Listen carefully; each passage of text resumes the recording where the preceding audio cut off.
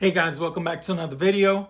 It's been a long while. I'm still settling into the new place I moved to, so unfortunately these videos are coming far and few in between, but today I have a video in which I just want to share some of my experience for maybe some new guys that are still trying to figure it out with collecting and buying.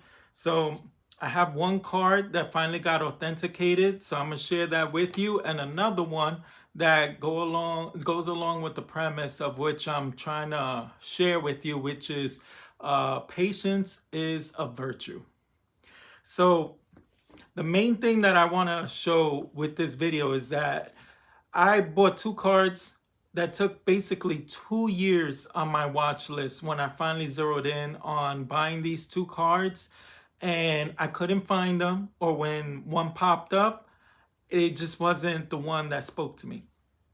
And there were a few that maybe did speak to me, but they went way more than what I anticipated would go for the card. And the first one, which I want to show, is this 1967 Tony Perez.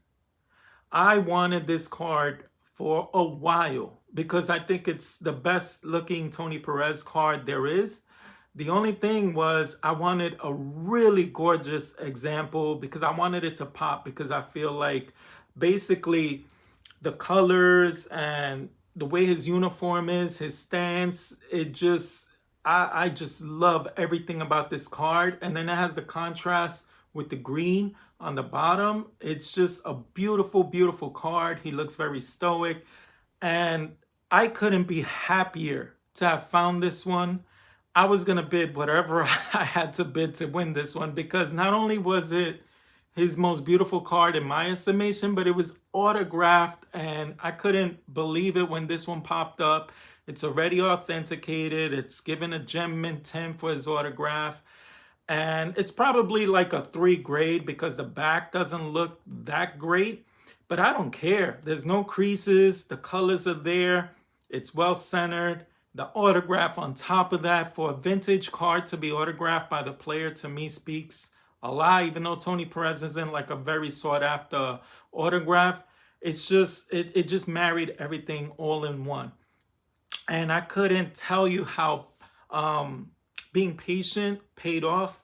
2 years, 2 years. I would get sidetracked sometimes and find other cards I wanted to chase after, or maybe there's a new rabbit hole I would go down, and then I would just like forget about the card. Because in all honesty, you could probably pick this up, even though it's a short print, you could probably pick it up for like, I don't know, $50 to like $100, given if it's slabbed and which grade it looks like, if it's near mint or excellent or whatever.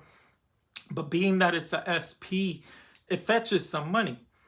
And yeah, to have one autograph, this scratches off 2 lists: my Hall of Fame autograph collection and the card itself, which is, I think, the most beautiful example of Tony Perez's Playing Days card.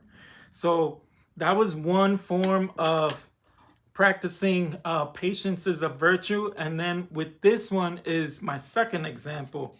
Finally was authenticated by eBay. And I'm going to share with you this one, which was another one, like 2 years. I finally found this one. And here it is. It is a Vlad Guerrero refractor. And yes, this one is also autographed. And not only autographed in white ink, which allows it to pop that autograph. It only got a grade of a 9, which I could care less because the autograph looks like a blazer that it's in white.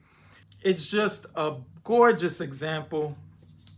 I can't tell you how much I wanted this card for a while. I just wasn't willing to pay what people were asking for, like $5, $7, $1,000 for this refractor. Sometimes raw, they would ask $650 for it. And it was frustrating to me because although, yeah, I know it's his key card, it's just hard. And then there was one that I saw, it had a print line across the top. And then that print line was just disturbing to me. And they were giving it to me for a price that was reasonable, but I just couldn't stay away from that print line. I was like, I know it's going to bother me, even though I'm getting it for below comps. So I passed on it. And that's the most important part of patience is a virtue. You gotta know when a card speaks to you and you know you're gonna be satisfied and it's right there at your price point. And then sometimes you have to say the hell with the price point. The card is beyond what I expected, and you gotta pony up a little bit extra for it because maybe they don't come up often. Or this is just the perfect example for what it speaks to you. And with this one, the fact that it was autographed, that was it. I just had to have this card, and I got it for less than I expected, which is, I was blown away. I couldn't believe how I was able to snag this for what Raws sell. And it's already encapsulated. So my God, I can't tell you how practicing patience paid off with these two cards. And I am beyond belief that I now own two cards that I chased for 2 years. I was at the National. I almost bought the non-refractor version for $20. And I said, nope, I want his refractor. It's Vlad Guerrero, one of the best players I ever saw play. I want this to be a blazer of a card. His rookie cards go for $1, $2 for the tops or the upper deck version.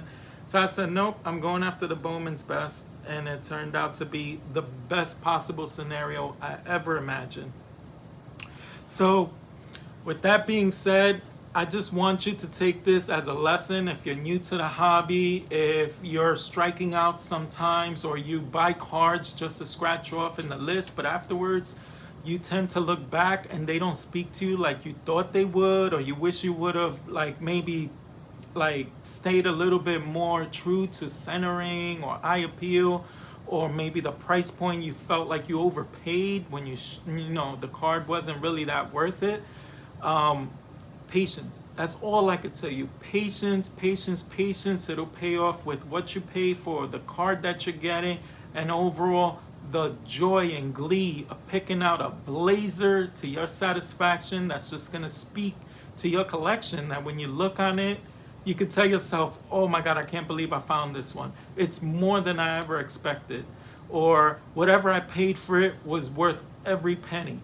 And that's what you want out of this hobby, out of your collection. You want it to feel like your money is well spent, your patience paid off, and in the end, you have something that you cannot stop looking at because it's like a treasure that you dug up and found. So that being said, I want to wish you all happy hunting when it comes to cards. I want everyone to stay safe, be blessed, and I will see you on the next one. Bye.